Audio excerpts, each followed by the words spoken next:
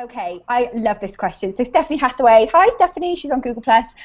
Addressing, do you have any questions for the panel? Do you have any questions for us? Michelle? I always want candidates to say yes, because it's quite an interesting challenge for the panel. All day of doing interviews can be quite tiring, so I do like to be challenged, but also to me it demonstrates that they have carried out research, they've prepared for the interviews. There's the general technical questions such as when will I hear the outcome of the interview, which are pretty standard ones, but I'm more interested in ones which show they understand about the organisation and they want to learn more about where we think the future of the organisation is going. And the good candidates then pick up on that and demonstrate how they demonstrate something else to show why we should be recruiting them. What do you think about the salary question? Nadine, somebody asked me this earlier. Should we ask about salary? I personally think not at this stage. I agree. I wouldn't at this stage at all, no.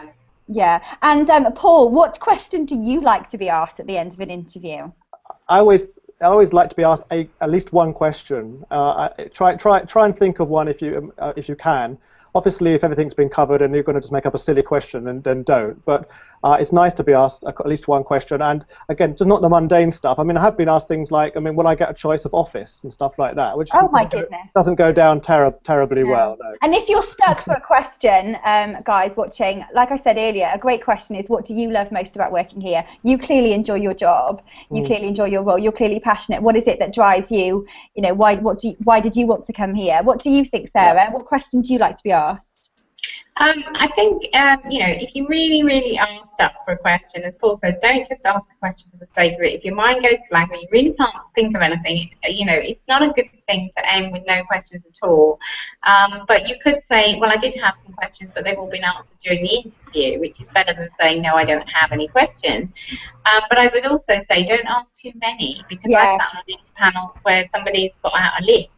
And, we've got the next candidate coming, and, we were a bit worried that it was going to take a bit of time. So, I think one good question at the end is great. Did you have something to just add on that, Paul? Yeah, just going to come back in there and say kind of questions like, we'll turn it around. So how can you support me? I'm really keen to want to learn. I want to progress in my career and my research. So what kind of support might I receive, or things ranging from what kind of activities does the department get involved with, and that kind of thing. So you can also flip it round. Again, you're demonstrating that you're keen and you're just wanting to know and make sure that the team there is supportive. And people would like to answer that kind of question, actually, to demonstrate that they do care and they will mentor you as well. What about, did you have something to add to that, Nadine? Yes, I think people are looking for people that are energetic, that they're going to be proactive within the university as a whole. So maybe thinking about, are there potential for collaborations outside of the department with people in the faculty? Support for research, bid writing. So especially if you're at an early stage in your career, what are the things that you really need to develop, and what support might be in the university to help you? And a great question to ask as well is, what are either the challenges or opportunities over the next 5 years, and that's within the department. And that's a great question for you guys to ask, because what you can do is you can actually already identify these and sort of do some work on what you think those are going to be, so that when they come up with these challenges or these opportunities, you've got some information there where you can come in and actually you have now positioned yourself as part of that organisation over the next 5 years.